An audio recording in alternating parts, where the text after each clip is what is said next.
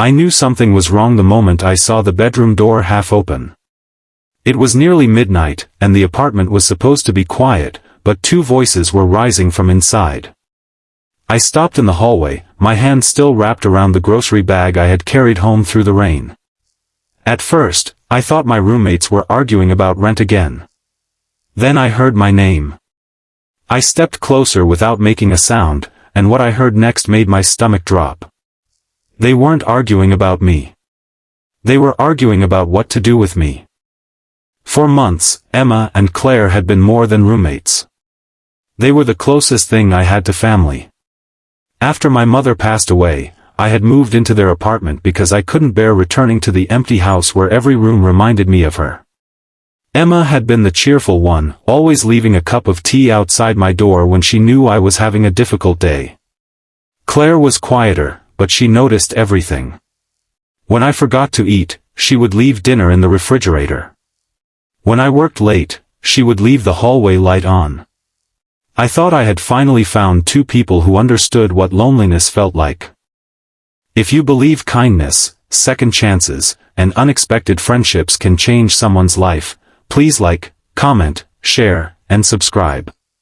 Sometimes the people who enter our lives during our darkest moments become the reason we find our way back into the light. But lately, everything had changed. I had lost my job 3 weeks earlier, and I was struggling to find another one. I had promised my roommates that I would catch up on my share of the rent as soon as I could. They told me not to worry, but their smiles had become forced. Conversations stopped whenever I entered the kitchen. Doors closed more often. Plans were made without me. I kept telling myself that I was imagining it because I was already scared of losing the little stability I had left. That night, standing outside their room, I finally understood that my fears had not been imaginary. Emma was angry. Claire was trying to remain calm. They were discussing the overdue rent, the apartment lease, and a letter that had arrived earlier that day. My heart sank when I heard them mention that the landlord was considering ending the lease unless the full amount was paid. Then Claire said something that changed everything. She didn't want to throw me out. She wanted to give me more time. Emma disagreed because she was terrified they would all lose the apartment. For several minutes, I stood there listening as two people I loved argued over whether helping me was worth risking their own security. I quietly walked away before they discovered me. I went into my room, closed the door, and sat on the edge of my bed. For the first time, I allowed myself to admit how helpless I felt. I had spent my entire life believing that if I worked hard enough, I could handle anything.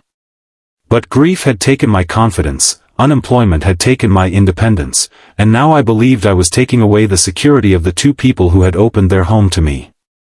The next morning, I packed a small bag. I didn't leave a dramatic note.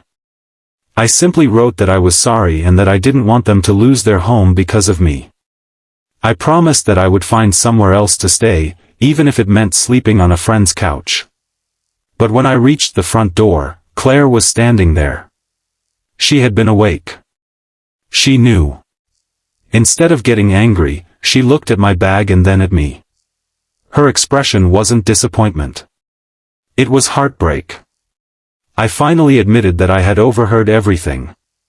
Emma appeared behind her. For a moment, nobody moved. Then Emma began crying. She confessed that she hadn't wanted to push me out. She was terrified. Her own hours at work had recently been cut, and she had been hiding how close she was to falling behind financially. She had convinced herself that if I left, she could somehow fix everything. Claire admitted that she had been trying to find a solution without telling either of us how frightened she was. And suddenly I realized something important. We had all been suffering quietly because we were afraid that telling the truth would make us look weak. That morning, we sat on the kitchen floor and talked for hours. No pretending. No forced smiles. No promises that everything would magically become perfect. We added up every bill. We contacted the landlord. We asked for a payment arrangement. I called every employer I could find. Emma took extra shifts. Claire started selling some handmade artwork online. And I accepted a temporary job that wasn't what I had dreamed of, but it was honest work. For the first time in months, I stopped trying to carry everything alone. Weeks passed. The apartment remained small and imperfect. The pipes still rattled at night. The kitchen window still refused to close properly. Sometimes we argued about dishes and electricity bills. Sometimes someone had a terrible day and needed to be left alone. But something had changed. We started telling each other the truth. One evening, I came home exhausted after my temporary shift and found Emma sitting at the kitchen table. There was an envelope in front of her. It was from the landlord. I thought the worst had happened. Instead, it was confirmation that our payment arrangement had been approved. We had made it. Not because one person had saved everyone. Because 3 frightened people had finally stopped pretending they were strong enough to survive alone. A few months later, I found a permanent job. The first paycheck wasn't enormous, but when I received it, I stood outside the apartment holding the envelope in my hands and cried. It wasn't because of the money. It was because I knew what it represented. A second chance. That evening, I bought dinner for Emma and Claire. We ate around the tiny kitchen table, laughing about how close we had come to losing everything. Then I told them something I had never said before. I had originally thought they were arguing because they didn't want me anymore. But the truth was completely different. They had been arguing because they both cared about me, and they were scared they wouldn't be able to protect everyone. Emma reached across the table and squeezed my hand. Claire smiled. And for the first time since my mother died, the apartment didn't feel like a place I was hiding from the world. It felt like home.